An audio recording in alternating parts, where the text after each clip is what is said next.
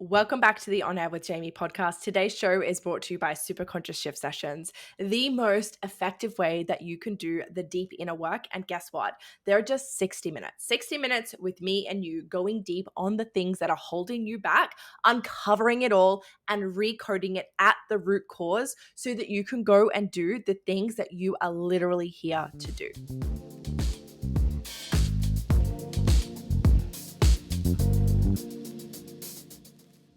I am honestly the most cliche bitch on this planet, but I am so fucking excited for the next 2 episodes that are about to drop on this podcast, YouTube, wherever it is that you're watching and listening to this. Because what I have for you is, number 1, it's basically one call split into 2 pieces. So the first segment is going to be a frequently asked questions segment.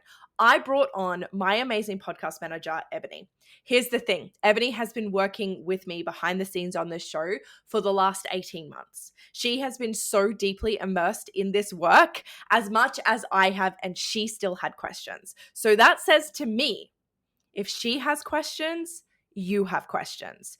And so rather than me ask you all of the questions and, plan out a whole episode, I decided, you know what, fuck that. We don't do things like that here. We're bringing Ebony on live to literally ask me in the hot seat, like I was not prepared for anything that she asked me.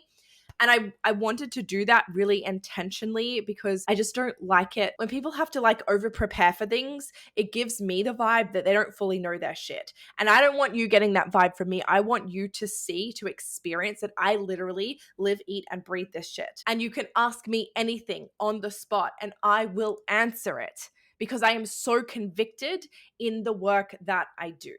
And that probably sounds really arrogant, but I actually don't care at this point. So I brought Ebony on live to ask me all of the deep, burning questions that she has had since the beginning of working together. And that is what you're going to get to experience in this first segment. Now, what I want to say before we go into that is that if you actually have more questions that we did not answer, that I have not answered on this show, what I want you to do right now is go to my Instagram. It's at Jaimee Lee White. I want you to open up the DMs and I want you to send me that burning question that you still have, that thing that is stopping you from actually experiencing this work for yourself. And I'm going to answer it right there on the spot for you. I won't even make content out of it. It's just going to be me and you. I'll answer your question because I really want more people to understand the work that I do and understand why it is so important and why I love it. While you're there, make sure that you screenshot and share this episode so that other people can get to see this amazing work in action as well. Before I dive into the Q&A segment that we did with Ebony, what I also want to share is that this is actually a 2-part segment. This is a 2-part episode. So today is all about the questions, answering them, really clearing up any concerns that Ebony in particular had, which I'm taking to mean that potentially you also in particular have. Then we also went into a recode. So I recorded a whole recode section with Ebony live. She has never experienced this before. We got her responses beforehand, what she was expecting to happen, and then her experience afterwards, her feedback. And what I've also done, because you can't actually listen to this and experience it for yourself, I'm not tapped into your energy. Maybe I'll explain that also as part of the next episode. I will, but I'm not tapped into your energy. So you won't be able to listen along and experience it for yourself. So what I'm going to do is actually narrate over the top of it so you can understand what I'm doing, when and why, so that you can really understand the depths that we're getting to in this work. Now, I don't want to hold this up any longer because these are going to be honestly a bit longer episodes than what they normally would be. So let's dive straight into this week's Q&A with Ebony. Welcome, Ebony, to the On Air with Jaimee podcast. Again, this is your second appearance, which is so fun, but I'm honestly so excited to have you because probably everyone knows because I feel like I drop your name all the time through my episodes unintentionally. It just comes out. But for anyone listening, Ebony is my amazing podcast manager. And we've brought her on today to do a little Q&A, a sneaky recode. We want to really give you behind the scenes of how this all works. And I actually don't want to like fluff around too much. I want to dive straight into all of the questions that Ebony has, because I feel like if Ebony, the person who literally like edits all of my stuff, has questions, you have questions that are probably the same as she has. So let's go. Let's go. Fire them at me. I want to also say, I actually don't know what she's going to ask me beforehand. So like this is very raw and real and like live.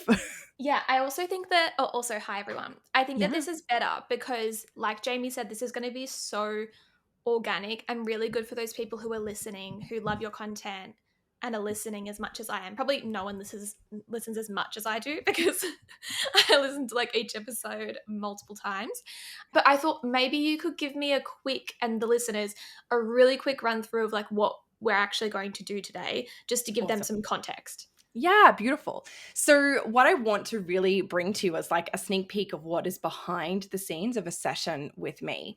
And so what we do in a session is there's a few like really important points that you'll notice as we go through like the actual practice part. Number one is that we never start by looking for problems. I always begin with getting you to tell me what you're working towards, what your vision is, what those things are that you're like manifesting or calling into your world. And the reason that we do this is starting by looking for problems, which is where I find a lot of personal development work starts. And I don't believe that it's done intentionally to keep you stuck in problem solving, but that is exactly what it does. When you start looking for problems, you will find problems. And your ego, your unconscious, your subconscious will all start to come up with all of these stories and possible things that could be in the way. And what I see happen is that it basically makes like a mountain out of a molehill. Something will come up that's not really the issue. And you don't go any further because you're like, oh, like there's the problem. That's the thing. Or it could be something that comes up and you're like, oh, I didn't know that was there. And then you start to fixate on it and you start to see all of the ways that that could be playing out. And what I find is that that keeps people really stuck in like looking for those problems, finding those problems, fixating on those problems, when we really just need to acknowledge that there's things there, acknowledge that there's things keeping us stuck, and actually go to the root cause and reprogram them. Now, the other thing that we do is we then go into a visualization practice where we actually allow your subconscious mind to fully experience the thing that you want to call into your reality. Like where I'm actually going to guide you through to see that vision playing out as if it is currently happening. What this does is allows, because our subconscious mind doesn't know the difference between what's real and what's imagined, what's visualized. Your subconscious is then naturally going to put up red flags as to what could come up on the journey to living that reality. Does that make sense? Mm. So we're really allowing your subconscious mind to tell us what is in the way, as opposed to me starting to ask you a whole heap of questions to uncover what's in the way. It's just a much faster process. Once we uncover what's in the way, we really start to unpack it. We look back at now and we uncover what else could be coming up, what beliefs are different, what things are really different between where you are now and where you desire to be. So this really unpacks that more and really just shows you the difference. It's not about making it wrong. It's not about being like, oh, my future is so much better than where I am now. We're literally just examining the difference between where you are now and where you want to be. What this does is actually sets up tension. And I've got my rubber bands today, which I'm really excited about because I always forget these. But and I've just flinged them, they've broken. We don't have the rubber bands. So like I couldn't have planned that if I tried. What it does is it actually creates tension, like in rubber bands. When we pull rubber bands, they create tension. And tension seeks release, right? So what we want to do is set up what we call creative tension between where you are now and where you desire to be. And that is everything that we do in this session. We're really setting up that tension. We're uncovering what's in the way. We're uncovering the things that are actually going to pull you back and pull you out of that tension, because that's what our subconscious mind really wants to do. It wants to come in and be like, oh, but that's not safe. And I want to pull you over here. Now I want to pull you over here and I want to pull you back here, and you'll get pulled all around the place. And I see this happen so much. So we set up that tension. we remove any of the blocks, anything that's in the way, anything that's going to create that opposing attention, so that essentially by the end of the session, you're ready to like shoot across the room, just like my rubber bands just did. Okay, I love that. All right, I'm going to dive into some questions now. I've been trained in NLP. I know it's not the exact same, but I've done a lot of work, so Yes. people say.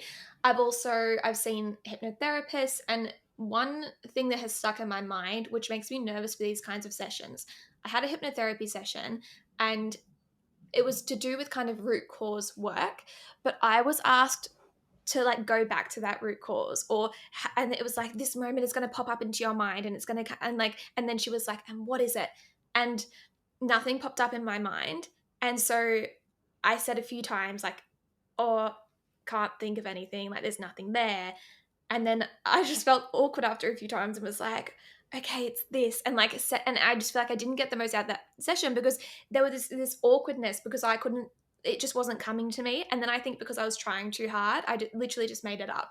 So I feel like the question, and we spoke about this a while ago, is like, what do we have to do? Like, what do we have to do in this session? That's a great question. And the answer is absolutely nothing. I love apart from give me permission to connect to you. Because what I'm doing is I am connecting my energetic field to your energetic field. So I want to explain that a little bit more. And I also want to touch on, because I think this will be really helpful, why I don't like taking people back to relive past experiences and why you don't actually have to do that in the session. Because I think that a lot of people do have resistance to that, and it's fucking understandable. And I want to like really dissipate all of that. So firstly, what we need to understand is that we have 3 levels of consciousness. We have our conscious mind that we're all aware of, our ego, as some people call it. It's like our identity. It's everything that we're consciously aware of. Then deeper in, and notice I go from out to in. And that's really important to know because your superconscious is the core of you. And it's really easy to think of this stuff as being outside of you because we're so conditioned to give our power away. But your superconscious is actually the deepest depths of yourself, of your psyche, your highest self, if you will. It's all knowing, it's all being, right? So we go from consciousness to subconscious. You know, our subconscious mind is our autopilot. It's where everything comes from, everything stems from. It's our memories, it's our belief systems. It is where our emotions are stored, and it really controls the way that we move in our life. And that's where most things kind of stop, right? Most personal development stops at that level, and that's perfectly fine. What I find is superconscious is it's actually not a new thing. It's just not widely spoken about. But lots of people refer to superconscious in different ways. This is like, I've read texts that refer to it almost as like godlike. Some texts refer to it as higher self. Joe Dispenza really talks about it just in layers of quantum field. But it all is actually the same thing, which is superconscious, your highest self, your most unlimited self. It is a part of you that actually was here way before you were born. It's almost like your soul, right? That comes with you from different lifetimes because it's attached that way. It's all seeing, it's all knowing. Your superconscious has access to information from all timelines in the quantum, all possible aspects for your life, right? And I want to just say that that in itself is really a lot to digest for people. It really is a lot to digest, to think that there is part of us that is so big and it does feel like it's outside of us. Like when we think about the quantum, we think about it being this big, massive thing that's outside of us. But I really think that this disconnect is like one of the biggest pieces to seeing how inherently powerful you are. Is to see that you actually have access to this. This is your innate wisdom, your intuition. Like when you tap into that, just knowing that you have inside of you, this is what you're actually tapping into. You're actually tapping into superconscious. Now, when it comes to superconscious, what I'm doing, because it's an energetic thing, it's not something that's physically somewhere in your body. Like when we talk about the subconscious mind, we can link it to different parts of our brain, right? When we talk about superconscious, we can't link it to somewhere in our body, but it's our energetic realm. It's our energetic frequency, right? And so we can connect to that. I can ask for permission. I can connect to you, and I can guide your superconscious to places that it needs to go within you, within your body, within your different timelines, your past lives, your energetic frequency. your mind and your body, and I can guide it to look for things that it can then clear and unblock for you. So the coolest thing about this is I'm actually not doing anything more than being a guide. I'm just a guide in this process. You are actually doing all the work, right? Your superconscious is doing the work. It's looking for the things, it's bringing the things up, it's clearing the things. I'm just telling it where to go. And I think that's, again, really important to know, because we always want to give our power away. We want to give our power to the modality, to the coach, to the mentor. You're actually in control of this. I'm just the guide. I just have the ability to connect, and I know where to guide it, right? And so in all of this, when we come to getting to the root event, I will never ask you to revisit an event. You don't need to revisit an event, because your superconscious that has access to all timelines and all possible realities and all of the things that you've experienced can access it without bringing it to your conscious awareness. And I actually believe that that is the most important part of the work, because to ask someone to revisit a traumatic event is actually going to cause them to relive that trauma. It's going to then elicit the same response in the body. You're going to feel the triggers, you're going to feel the emotions come up. And some people say that that's incredibly powerful, and it may well be. But there are some events that happen for people that they don't need to go back and relive in order to heal from it. Can you imagine if you were, abused as a child, and someone asked you and said to you that in order to heal from that, you had to go back to the moment that it was happening?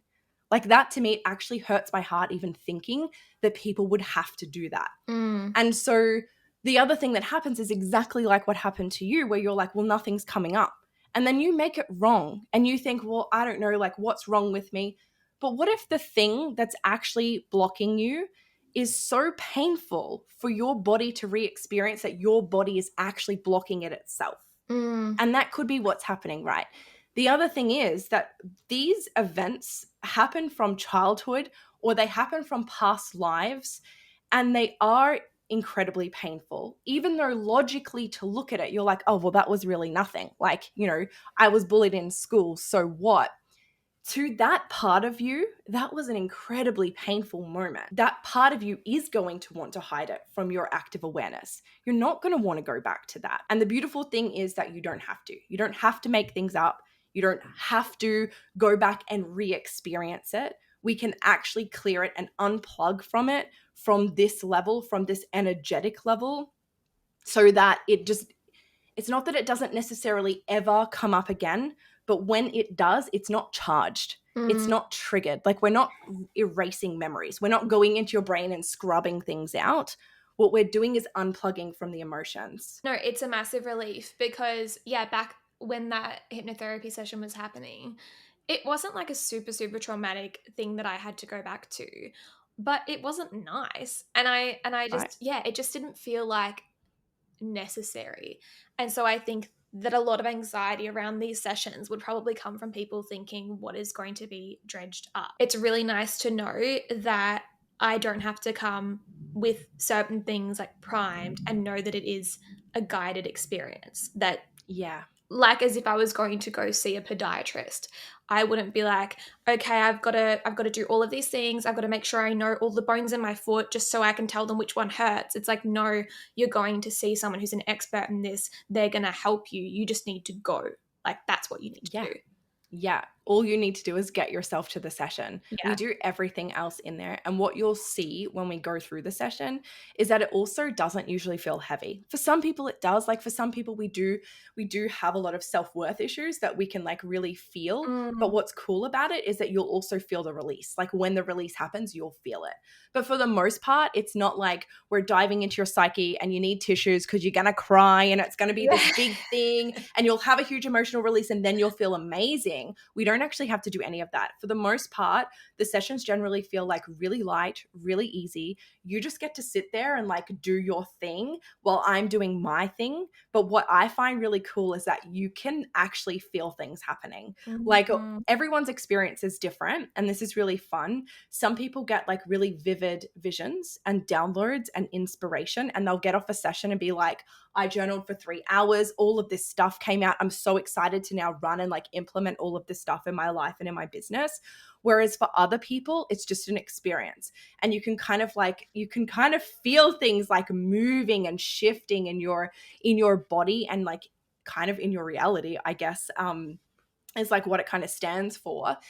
And other people, it's just like a really cool, chill experience. And they get off the call and they're like, I just feel light. Like light is the biggest feedback that I get is like, I just feel so light. Like I can just go and just do my thing and it feels easy and effortless. In terms of getting the most out of this session, I know that you've said some people, they might just need one. Some people need multiple sessions. But what are the complementary things that I can do to make sure that I'm getting the most out of this session? And what would you recommend doing straight after? Is there a practice that I can, implement? You're probably going to be a little bit shocked by my answer, but it's literally to go and do the thing. What I'm going to show you at the end is what we call the wisdom process. And it's the way that you can get your obvious next aligned step, that intuitive nudge, the thing that you need to do. And the most important thing that you can do at the end of a session is not go and journal for 3 hours, make time to meditate or anything like that. It's actually to go and do the thing. And this is the piece that is missing from so much personal development, so much manifestation practices. And like literally this is the key, to go and do the thing. Whatever the thing is that comes up, which I'll guide you through actually, because that'll be really fun. You need to do the thing, right?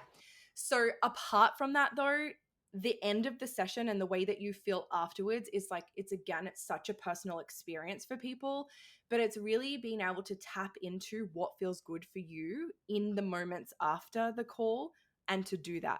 For some people, they need to go and rest because we shift so much that they might feel a bit zonked and they just need to like take it easy and like chill the fuck out, right? The only other thing that I always say is drink heaps of water. Water holds frequency. It helps to flush things from our body. And so drinking heaps of water and staying really hydrated after the session is really important. But apart from that, it's about really doing what feels like what you feel called to do. If that's journaling, journal. If it's meditating, meditate. But the most important thing you can do is actually go and do the thing that comes up. Okay, next question is, who is this session for? And do I have to be like, okay, I've got this certain problem that I want to fix, or I have to be like, there is a certain goal that I want to make? It's actually for everyone. But the only like caution that I have is, and it does involve a level of self-awareness, is before you go diving into new modalities, I want you to really check your intention. Is it because you just desire to create more, to be more, to do more in your life, to experience more? If so, that's perfect. But if it's because you actually have this underlying frequency of, I need to fix myself, I need to do this before I can have this, I need to go and heal all of the parts of me that are keeping me from my manifestations, I can still help you, but that's not really the vibe to the sessions. The vibe is like, we're moving. We're here to move. We're here to shift. We're here to evolve. That is how we manifest. That is how we quantum leap. You don't have to be perfectly fixed and healed in order to manifest the things that you desire. There are literal millionaires and billionaires that do not do this work. They do not do shadow work. They do not fucking work on themselves. They don't give a shit. They're just out there doing the thing that they want to do and creating a reality that matches that. So I really don't like the narrative that's like, oh, you have to do this in order to manifest. That's not what it's about. But what I really invite you to do is just check like the intention that you're coming from. While I can, like I said, absolutely help you if you are stuck in problem frequency and you are looking for those things, it's just not really the intention that I want you coming in with. And that would actually be the first thing that I would work with you on, is like looking at, why do you think you need to do this in order to have this? Because that in itself is a huge shift that needs to happen before we can really even start propelling you properly forwards through this work, or like before you can get the most out of this work because you're so stuck in that problem solving. Does that make sense? Yeah, 100%, which I would imagine is with all of self-development work. Like, even if you do the best modality, if you're approaching it from a mindset that it's going to fix you, it's probably not going to happen. Yeah. And it's not about the modalities. Like, I obviously talk about this all the time because this is my modality of choice. But at the end of the day, it's not even necessarily about the modality. It's about the way that it's utilized. Is there anything else? So I'm not going to like answer any more questions, I think, but what I would love to know is like, is there anything that you're expecting or like that you're like think it's going to be like? I feel like what you said before about like it being heavy. I'm like, I don't want it to be heavy. Like I don't want to bawl my eyes out and all that sort of stuff. Because obviously there's places and times for that, but that's just like not kind of my vibe. I don't know. And I'm thinking about different circumstances, like whether it's like traditional like psychology, or I've seen a hypnotherapist, I've done a bunch of NLP. The times that it has been super heavy actually hasn't been that beneficial for me, apart from the fact that I feel crap. And maybe I have this like, after you have a big cry, you sort of sometimes feel better, but just for that moment, because it's like that post-cry feeling. It's the release. Yeah. A little bit of, I think, of my anxiety is I'm thinking about like that next step. And when we get to the end, I'm like, well, I don't know what that is yet. So I feel like that's some of it too. Okay, cool. Okay, this is fun. I'm really excited to see like where you're at the end of the session. Okay, shall we do it?